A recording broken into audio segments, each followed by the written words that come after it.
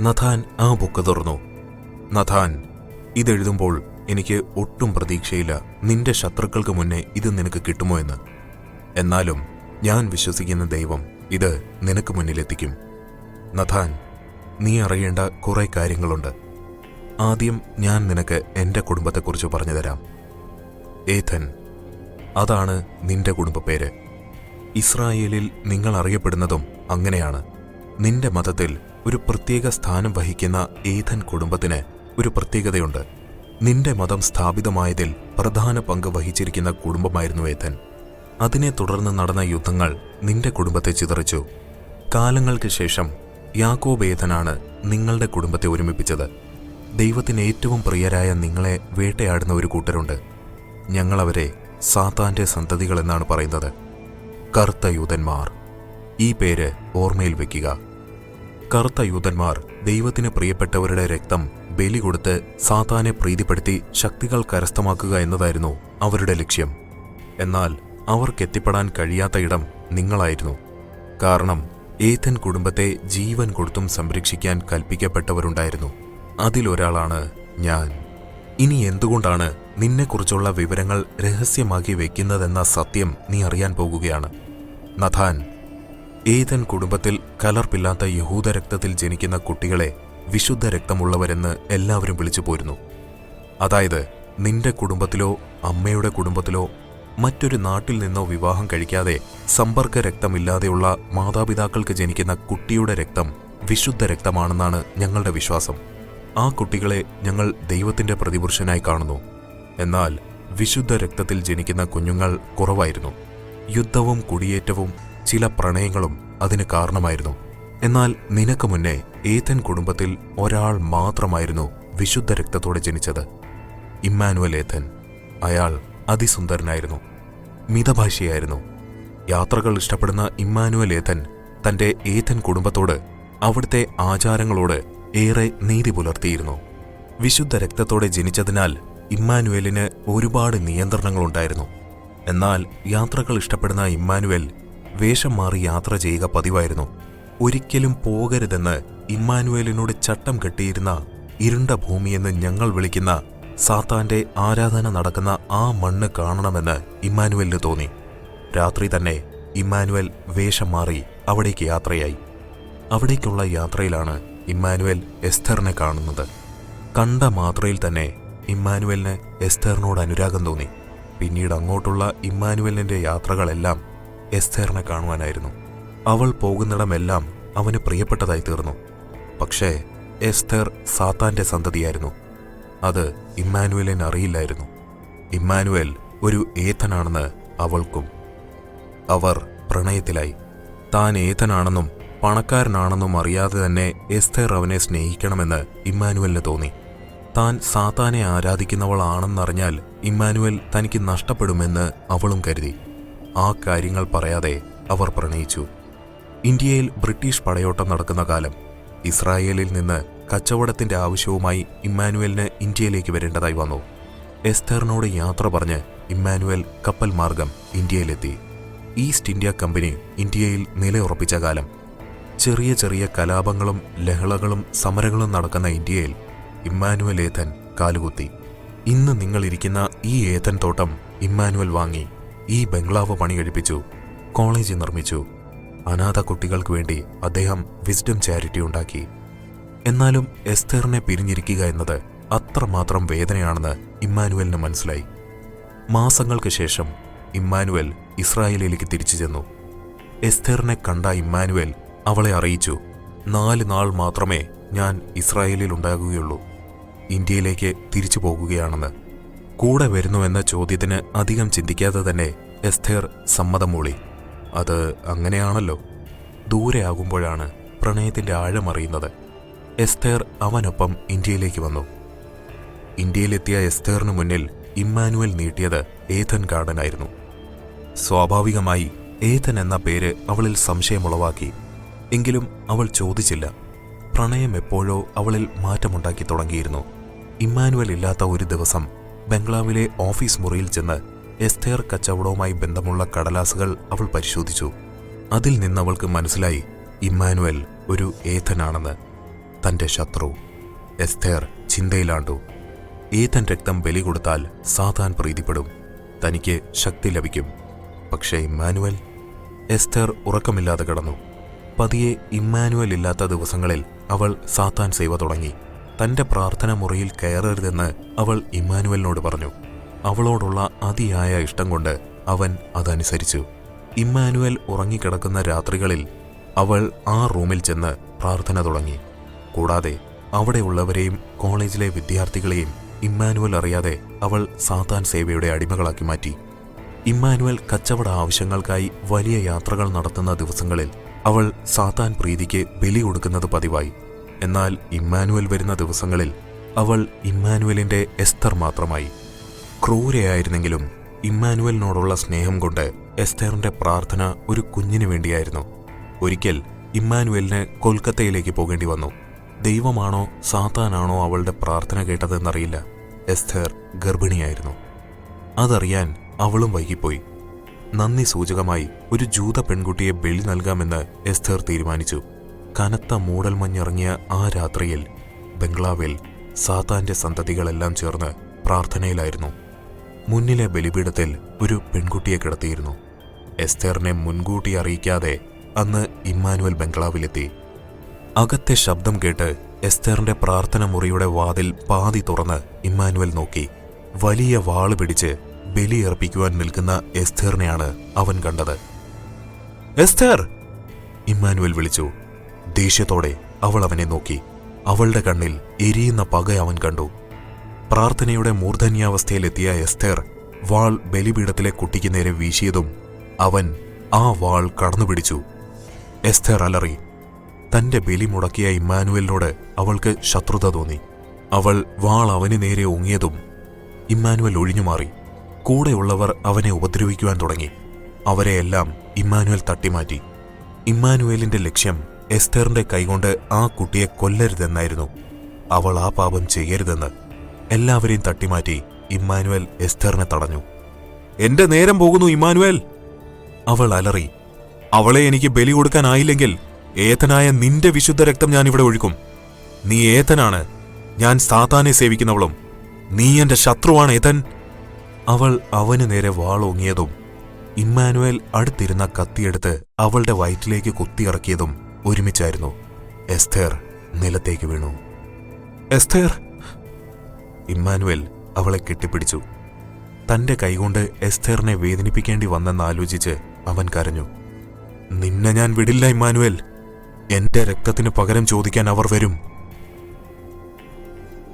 നീ കൊന്നത് എന്നെ മാത്രമല്ല, നമ്മുടെ കുഞ്ഞിനെ കൂടിയാ. നീ ഏതനിലെ വിശുദ്ധ രക്തമാണെന്നറിഞ്ഞിട്ടും ഞാൻ നിന്നെ കൊല്ലാതിരുന്നത് എനിക്ക് നിന്നോടുള്ള പ്രണയം കൊണ്ടാ. പക്ഷേ ഇനി നിന്റെ കുടുംബത്തിലെ ഒരു വിശുദ്ധ രക്തവും ഭൂമി കാണില്ല. ഇമ്മാനുവേലിന്റെ കയ്യിൽ കിടന്ന് അവൾ മരണത്തെ പുൽകി.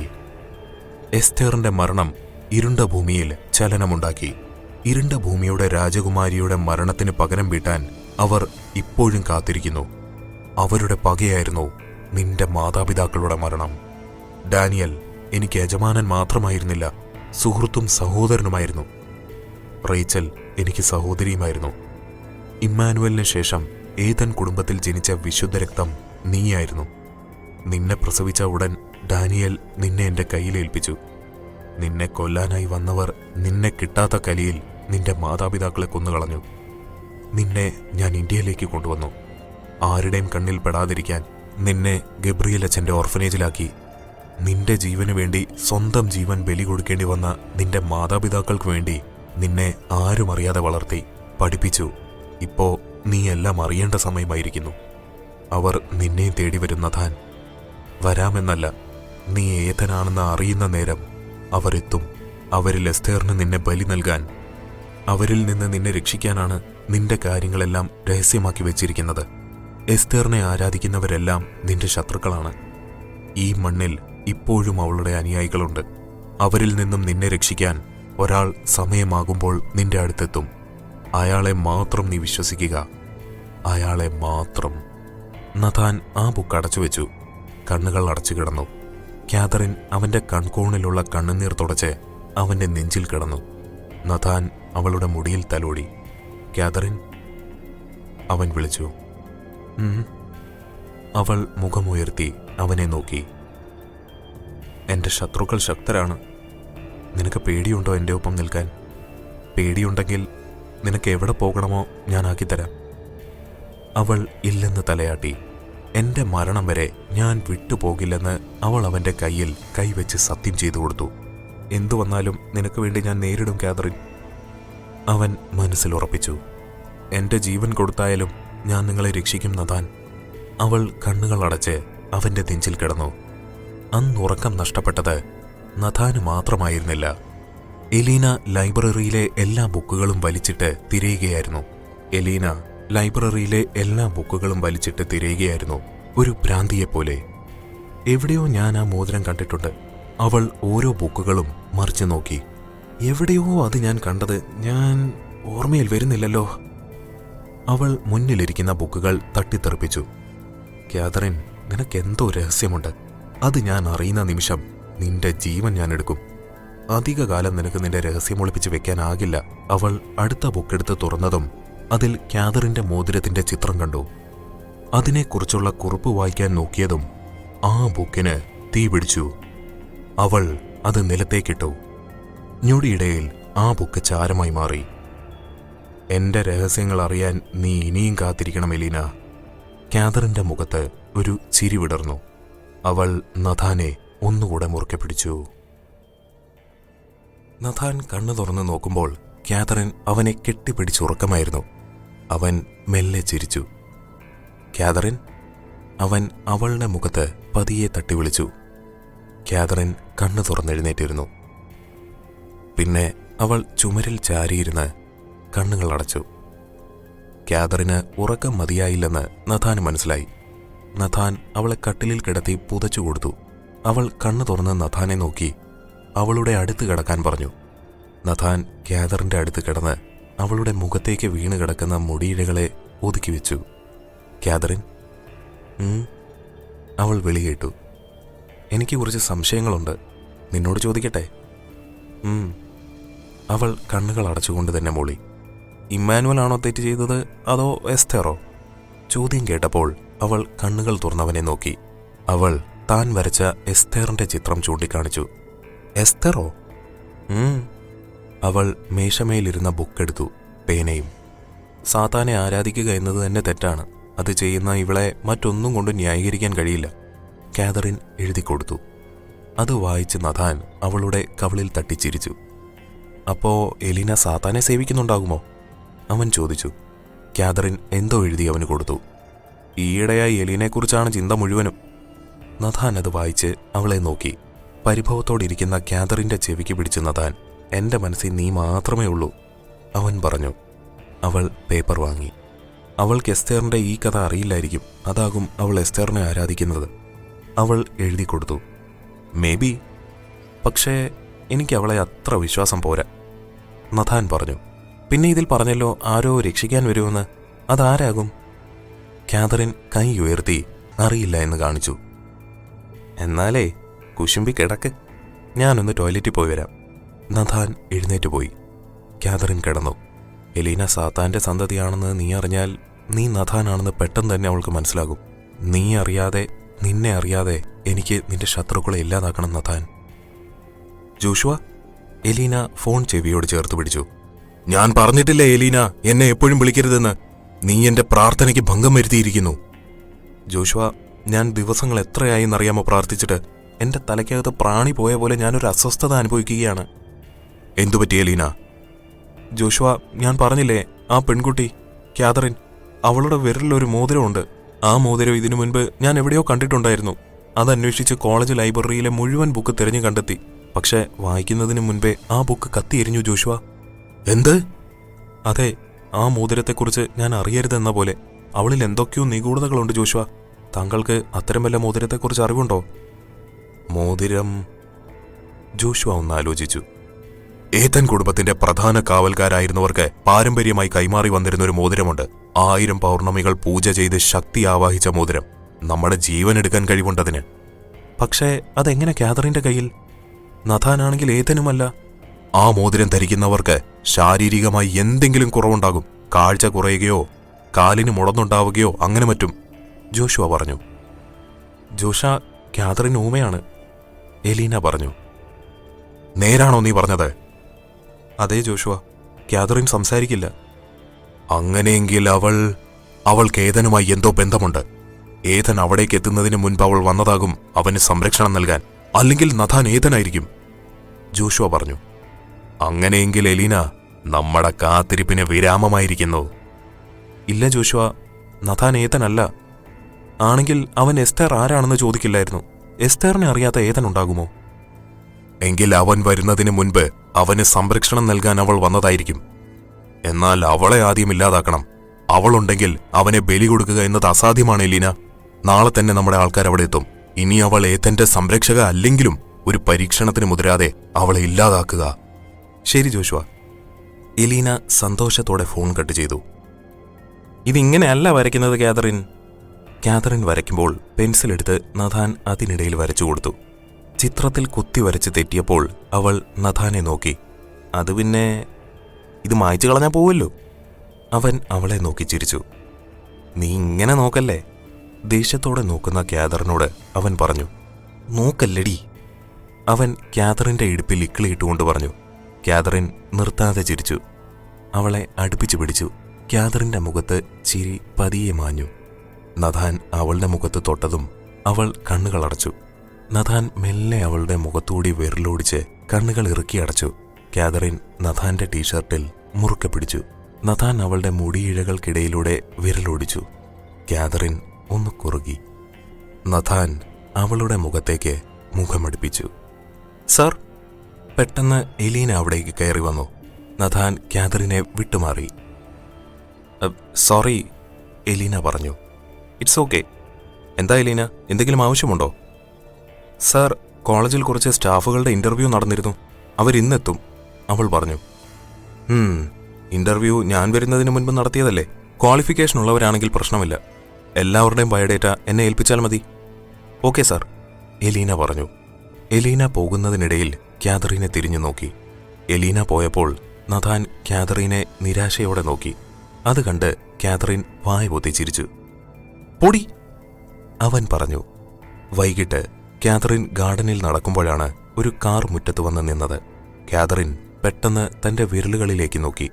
കാർ തുറന്ന് 4-5 പേർ പുറത്തിറങ്ങി. അതിൽ 2 സ്ത്രീകളുമുണ്ടായിരുന്നു. വെൽക്കം, എലീന അവരുടെ അടുത്തേക്ക് ചെന്നു. എന്തൊക്കെയോ സംസാരിക്കുന്നത് കാതറിൻ കണ്ടു. സാത്താന്റെ സന്തതികൾ, കാതറിൻ മനസ്സിൽ പറഞ്ഞു. എലീന എന്തൊക്കെയോ പറഞ്ഞ് അവർക്ക് കാതറിനെ ചൂണ്ടിക്കാണിച്ചു കൊടുത്തു. കാതറിനെ അന്വേഷിച്ചു വന്നപ്പോഴാണ് നഥാൻ മുറ്റത്ത് എലീനയുടെ ഒപ്പം നിൽക്കുന്നവരെ കണ്ടത്. അവൻ അവിടേക്ക് ചെന്നു. എലീന നഥാനെ എല്ലാവർക്കും പരിചയപ്പെടുത്തി കൊടുത്തു. എലീന, നാളെ ഇവരുടെ എല്ലാം ബയോഡേറ്റ എന്നെ ഏൽപ്പിക്കണം, മറക്കരുത്. ഓക്കെ സാർ, എന്നാൽ ഞാനിവരെ ക്വാർട്ടേഴ്സിലേക്ക് കൊണ്ടുപോവുകയാണ്. നഥാൻ മൂളി. അവർ പോയപ്പോൾ കാതറിൻ അവിടേക്ക് വന്നു. അവർ ആരാ? അവൾ കൈകൊണ്ട് കാണിച്ചു. കോളേജിലേക്ക് പുതിയ സ്റ്റാഫ് വന്നെന്ന് പറഞ്ഞില്ലേ, അവരാ. നീ ഇവിടെ എന്ത് ചെയ്യുമായിരുന്നു? അവൾ പൂക്കളെ കാണിച്ചു കൊടുത്തു. വാ, ചായ കുടിക്കാം, അവൻ പറഞ്ഞു. അവർ ബംഗ്ലാവിനകത്തേക്ക് പോയി. ജോഷുവ നിങ്ങളോടെന്തെങ്കിലും പറഞ്ഞിരുന്നോ? എലീന അവരോട് ചോദിച്ചു. ഇവിടെ വന്നവരെ ഇവിടെ നിന്ന് തുരത്തണമെന്ന് പറഞ്ഞു. പിന്നെ പ്രാർത്ഥനകൾക്ക് ശക്തി കൂട്ടണമെന്നും. അതുമാത്രം പോരാ വിക്ടർ, ആ കാതറിന് ചുറ്റും ഒരു കണ്ണ് വേണം എപ്പോഴും. അവൾ നിസ്സാരക്കാരിയല്ല. ശരി മാഡം, ഓരോ ദിവസം ഓരോരുത്തർ ബംഗ്ലാവിന് ചുറ്റും വേണം അവളുടെ രഹസ്യങ്ങൾ കണ്ടെത്താൻ. സംശയത്തിനിടാതിരുന്ന എന്തെങ്കിലും കണ്ടാൽ എന്നോട് ഉടനെ പറയണം. എലീന അവരെ ചട്ടം കെട്ടി. എന്നെ വെട്ടല്ലേ? ബെഡിലിരുന്ന് ലൂഡോ കളിക്കുന്നതിനിടയിൽ നഥാൻ കാതറിനോട് പറഞ്ഞു. അയ്യടാ, അവൾ തള്ളവിരൽ കാട്ടി. വെട്ടി. നഥാൻ അവളെ സങ്കടത്തോടെ നോക്കി. നീ ഇപ്പോൾ 4ാമത്തെ തവണയാണ് ഈ കരുവിനെ വെട്ടുന്നത്. ഉളുപ്പ് വേണം, ഉളുപ്പ്. നഥാൻ പിണങ്ങിയിരുന്നു. അവൾ ബെഡിലൂടെ മുട്ടുകൂത്തി ചെന്ന് നഥാന്റെ വയറിന് ഇരുവശവും വിരലുകൊണ്ട് ഇക്കിളിയാക്കി. ചുമ്മാ ഇരിക്കു വേണേ, പുളഞ്ഞുകൊണ്ട് അവൻ പറഞ്ഞു. കാതറിൻ നിർത്തിയില്ല. നിന്നെ ഞാൻ... അവൻ തിരിഞ്ഞ് അവളെ പിടിച്ചു കിടത്തി. നീ എന്നെ ഇക്കിളിയാക്കുമല്ലേ? നീ എന്നെ ലൂഡോയിൽ വെട്ടുവല്ലേ? നിനക്ക് ഇച്ചിരി കുറുമ്പ് കൂടിയിട്ടുണ്ട്, ശരിയാക്കിത്തരാ. നേരത്തെ ആ എലീന വന്ന് കുളവാക്കി. First kiss. നഥാൻ അവളുടെ മുഖത്തേക്ക് മുഖമടുപ്പിച്ചു. നഥാന്റെ നിശ്വാസം മുഖത്ത് തട്ടിയതും കാതറിൻ കണ്ണുകൾ അടച്ചു. അന്നേരമാണ് നഥാന്റെ ഫോൺ റിങ് ചെയ്തത്. എന്റെ അമ്മോ! നഥാൻ ദേഷ്യത്തോടെ ഫോൺ എടുത്തു നോക്കി. ഈ കുളക്കോഴികൾക്ക് വിളിക്കാൻ കണ്ട സമയം. നഥാന്റെ ദേഷ്യം കണ്ട് കാതറിന് ചിരി വന്നു. ചിരിച്ചോ ചിരിച്ചോ. അവൻ ഫോൺ എടുത്തു. എന്താടാ? എടാ, ഞങ്ങൾ താഴ്വാരത്തിലുണ്ട്, കാറ് പണി തന്ന്, നീങ്ങി വാ, ആൽവിൻ പറഞ്ഞു. ഓക്കെ, ദാ വരുന്നു. നഥാൻ ഫോൺ കട്ട് ചെയ്ത് ജാക്കറ്റ് എടുത്തിട്ടു. കാതറിൻ എവിടേക്കാണെന്ന് ചോദിച്ചു. അവന്മാർ താഴ്വാരത്തിലുണ്ട്, ഞാൻ പോയിട്ട് കൂട്ടിക്കൊണ്ടുവരാം. പുറത്തേക്കൊന്നും ഇറങ്ങണ്ട കേട്ടോ, നഥാൻ പറഞ്ഞു. അവൾ മൂളി. നഥാൻ കീ എടുത്ത് പുറത്തിറങ്ങി കാറിൽ കയറി. നഥാൻ പോകുന്നത് എലീന കണ്ടു. കാതറിൻ റൂമിലെത്തി വാതിലടച്ച് ലൈറ്റ് അണച്ച്. നിലത്ത് ചമ്രം മണിഞ്ഞിരുന്നു. കാതറിൻ തന്റെ വിരലിൽ നിന്നും മോതിരമൂരി അത് നിലത്ത് വെച്ച് വലത് കൈകൊണ്ട് അടച്ചു പിടിച്ചു. കാതറിൻ കണ്ണുകൾ അടച്ചു പ്രാർത്ഥിച്ചു. മോതിരത്തിൽ നിന്നും വെളിച്ചം പുറത്തേക്ക് വന്നു തുടങ്ങി. പപ്പ, കാതറിൻ സംസാരിച്ചു. പപ്പ, എന്റെ ഉത്തരവാദിത്തങ്ങൾ കൂടുന്നു. എന്റെ ശബ്ദം കൊടുത്ത് ഞാൻ ഈ മോതിരത്തെ സംരക്ഷിക്കുന്നു. ജീവൻ കൊടുത്ത് നഥാനെയും. ശത്രുക്കൾ കൂടി വരുമോ പപ്പ? നഥാൻ ഏതനാണെന്നറിയുന്ന നേരം അവൻ വരും. ജോഷ, മരണത്തിന്റെ കത്തിക്ക് മൂർച്ച കൂട്ടി അവൻ വരും. കെയ്റ്റ്, പുത്രി, മനസ്സിൽ ഭയം കയറിയാൽ നിന്റെ ചിന്തകൾ, പ്രവൃത്തികൾ എല്ലാം നിഷ്ഫലമായി പോകും. എപ്പോഴും മനസ്സിൽ വേണ്ടത് നഥാന്റെ ജീവൻ നിന്റെ കയ്യിലാണെന്ന് മാത്രമാണ്. അത് മാത്രം. എലീന ബംഗ്ലാവിലേക്ക് വരുമ്പോഴാണ് നഥാന്റെ മുറിയിൽ നിന്നും വെളിച്ചം പുറത്തേക്ക് വരുന്നത് അവൾ കണ്ടത്. എലീന ഓടി ബംഗ്ലാവിന്റെ അകത്തേക്ക് കയറി. കാതറിൻ കൃഷ്ണമണികൾ രണ്ട് സൈഡിലേക്കും ചലിപ്പിച്ചു. എന്റെ ദൈവത്തിന്റെ നാമത്തിൽ ഞാൻ സത്യം ചെയ്യുന്നു പപ്പ. കാതറിൻ സംസാരിക്കുന്നു. എലീന ചുമരിൽ ചാരി നിന്ന് മനസ്സിൽ പറഞ്ഞു. മറ്റൊന്നും ചിന്തിക്കാതെ അവൾ പുറത്തേക്കോടി. കാതറിൻ മോതിരമെടുത്ത് വിരലിൽ അണിഞ്ഞതും വേദന കൊണ്ട് അവൾ കണ്ണുകൾ അടച്ചു. കാതറിൻ എഴുന്നേറ്റ് വാതിലിനടുത്തേക്ക് ചെന്നു. ലൈറ്റ് ഇട്ടു. പക്ഷേ ബൾബ് മിന്നിയില്ല. പെട്ടെന്ന് ആരോ വന്ന് അവളുടെ വായ പൊത്തിപ്പിടിച്ചു. എന്ത് റോഡാണടാ ഇത്? ആൽവിൻ പറഞ്ഞു. അതേന്നേ, ഇനിയിപ്പോ എപ്പോ എത്താനാ? ലക്കി പുറത്തേക്ക് നോക്കി പറഞ്ഞു. ഇരുട്ടുമായി. ഇത്രയും ലേറ്റ് ആകുമെന്ന് കരുതിയില്ല. കോപ്പ്. കാതറിനാണെങ്കിൽ ഒറ്റയ്ക്കുമാണ്. നഥാൻ കാറിന്റെ സ്പീഡ് കൂട്ടി. നിനക്ക് അവളെയും കൂട്ടി വരാമായിരുന്നില്ലടാ. ഞാൻ പറഞ്ഞിട്ടുണ്ട് നിന്നോട് പലതവണ. അന്നത്തെ പോലെ ഇറങ്ങി ഓടിച്ചെന്ന് കയറാൻ മാമിയില്ല ഇവിടെ, ലക്കി പറഞ്ഞു. അറിയാം, വേഗം വരാമെന്ന് കരുതിയല്ലേ ഞാൻ വന്നേ. വഴിയിലുണ്ടായ തടസ്സങ്ങളൊക്കെ നിങ്ങളും കണ്ടില്ലേ? ഓപ്പ്. നഥാന്റെ മനസ്സിൽ നിറയെ കാതറിനായിരുന്നു. ആരാടി നീ? അയാൾ കാതറിനെ ചുമരിനോട് ചേർത്ത് നിർത്തി ചോദിച്ചു. കാതറിൻ ഒന്നും മിണ്ടിയില്ല. അയാൾ അവളുടെ കൈക്ക് പിടിച്ച് വലിച്ചെറിഞ്ഞു. കാതറിൻ ഇരുട്ടിൽ ചുറ്റും നോക്കി. ബംഗ്ലാവിൽ എന്താ വെളിച്ചമില്ലാത്തത്? മനു അവിടേക്ക് വന്നു. ഫ്യൂസ് പോയി കാണുമോ? അവൻ ചെന്ന് നോക്കുമ്പോൾ മീറ്റർ ബോക്സ് ഓഫ് ചെയ്തിട്ടിരിക്കുകയായിരുന്നു. അവൻ അത് ഓൺ ചെയ്തു. വെളിച്ചം വന്നപ്പോൾ കാതറിൻ കണ്ടു സാഗർ. സാഗർ ഓടി വന്ന് അവളുടെ മുടിയിൽ പിടിച്ച് ചുമരിനോട് ചേർത്ത് പിടിച്ചു. നീ ആരാണെന്ന് പറഞ്ഞു കൊടുത്താൽ എനിക്ക് കിട്ടുന്ന തുക എത്രയാണെന്ന് നിനക്കറിയാമോ? പറയടി, നീ ആരാണെന്ന്. ആരാ നീ? അയാൾ അവളുടെ മുഖത്തേക്കടിച്ചു. കാതറിൻ സാഗറിനെ നോക്കി ചിരിച്ചു. ഇടീ! അവൻ കാതറിന്റെ പിന്തലയിൽ പിടിച്ച് മുഖം അലമാരിയിൽ ചേർത്ത് പിടിച്ചു നിർത്തി. എത്തി. നഥാൻ ഡോർ തുറന്ന് ഓടി അകത്തേക്ക് കയറി. എടാ! നഥാൻ ഓടിച്ചെന്ന് സാഗറിന്റെ മേലേക്ക് ചവിട്ടിയതും അയാൾ തെറിച്ചു വീണു. അവൾ നേരെ നിന്ന് ചുമച്ചു. അപ്പോഴേക്കും ലക്കിയും ആൽവിനും ഓടി വന്നു. നഥാൻ ചെന്ന് സാഗറിനെ പിടിച്ചെഴുന്നേൽപ്പിച്ച് അവന്റെ മുഖത്തേക്കടിച്ചു. എല്ലാവരും ബംഗ്ലാവിലേക്ക് ഓടി വന്നു. എലീനയും. Catherine, are you okay? Lucky ചോദിച്ചു. അവൾ അതെയെന്ന് തലയാട്ടി. നഥാൻ അവനെ പിടിച്ച് പുറത്തേക്ക് കൊണ്ടുവന്നിട്ട് ചവിട്ടിക്കൂട്ടി.